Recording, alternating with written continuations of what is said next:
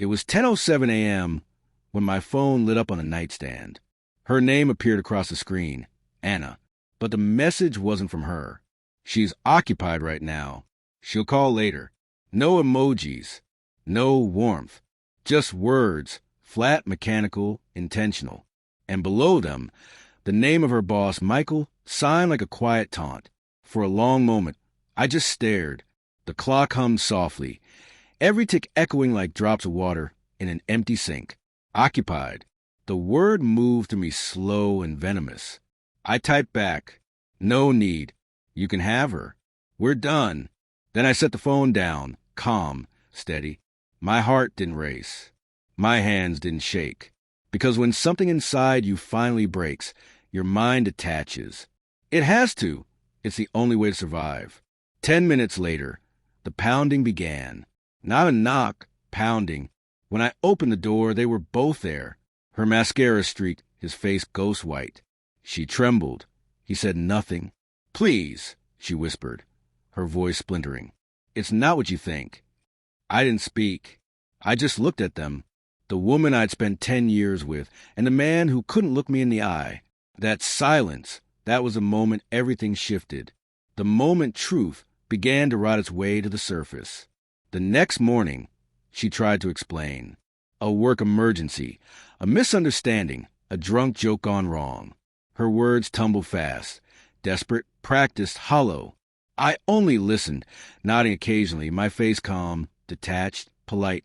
Inside, though, something cold was growing, a stillness too sharp to be grief. I knew lies. I'd lived among them. But this one was personal. She sat across the kitchen table, pretending to sip coffee. Her fingers wouldn't stop tapping. Her phone stayed face down.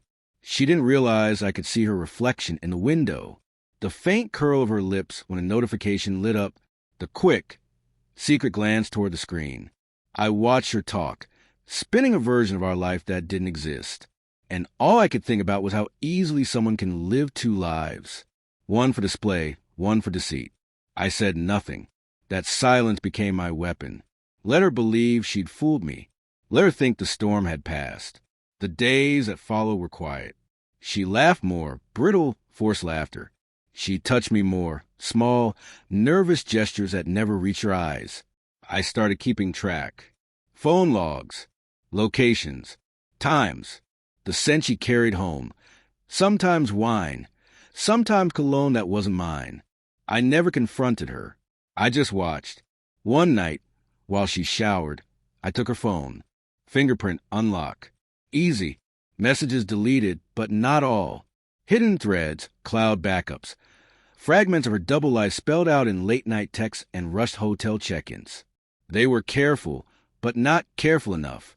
Each message was a thread, and I pulled, slow, patient, until the whole fabric began to unravel. I printed what I needed, kept the rest encrypted. There was no satisfaction. Not yet. Only the slow, clinical confirmation of betrayal. That night, she slept easily beside me. I didn't. I stared at the ceiling, listening to her breathe, wondering how many versions of me she'd already buried. Rage never came. Only precision. 3 weeks later, I arranged a dinner. Just the three of us. Her boss, me. A thank you, I said, for helping with her career. They showed up, pretending not to notice the tension twisting through the air. He talked too much. She smiled too brightly. Halfway through the meal, I slid an envelope across the table. "Something I found," I said. She froze. He frowned. Inside, screenshots, call logs, hotel receipts. Dates too perfect to deny. Her face went pale. His fork slipped from his hand. "Where did you—" she started. "Does it matter?" I asked. Her breath hitched. His eyes darted toward the exit. Then silence fell. Thick, final. I didn't shout. Didn't accuse. I just watched them collapse under the weight of what they'd built. It's strange.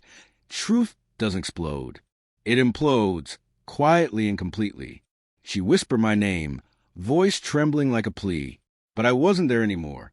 Not really. The next morning, I left early. At her office, I dropped off a small box. her wedding ring, a folded copy of our marriage certificate, and a single note. You were right. She's occupied now. No signature. No anger. Just closure. Neatly packaged and delivered to the source. By the time she got home, the locks had been changed. I watched from across the street as she tried the key, then the handle, then just stood there, shaking. She called. Again and again. I let the phone ring. Each tone was another heartbeat fading away. When she finally stopped, I turned and walked inside. It wasn't victory. It was release. The kind that comes when you realize you weren't fighting for love. You were fighting to be believed.